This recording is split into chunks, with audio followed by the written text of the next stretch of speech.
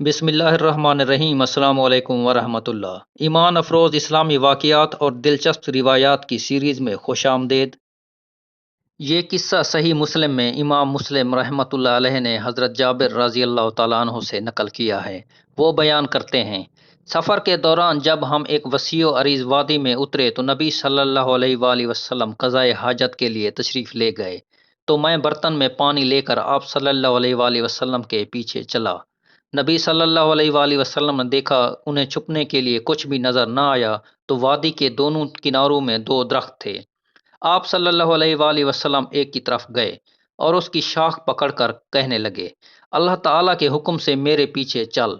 تو وہ نکیل والے اونٹ کی طرح ان کے پیچھے چلنے لگا، جیسے اسے چلانے والا کنٹرول کرتا ہو، یہاں تک کہ وہ دوسرے درخت کے پاس آ گئے تو اس کی شاخ پکڑ کر کہنے لگے، اللہ تعالیٰ کے حکم سے میرے پیچھے چل۔ تو وہ چلنے لگا، حتیٰ کہ وہ درمیانی جگہ پر آ گئے تو نبی صلی اللہ علیہ وآلہ وسلم نے فرمایا، اللہ کے حکم سے مجھ پر آپس میں مل جاؤ۔ تو وہ دونوں آپس میں مل گئے۔ جابر رضی اللہ تعالیٰ عنہ بیان کرتے ہیں، میں اس ڈر سے کہ نبی صلی اللہ علیہ وآلہ وسلم کو میرا علم نہ ہو جائے تو وہ اور بھی زیادہ دور ہو جائیں، تو میں وہیں بیٹھ کر اپنے آپ سے باتیں کرنے لگا۔ دوبارہ میری نظر پڑی تو نبی صلی اللہ علیہ وآلہ وسلم تشریف لا رہے تھے اور دونوں درخت اپنے اپنے تنے پر کھڑے ہو کر علیحدہ ہو چکے تھے۔ سبحان اللہ۔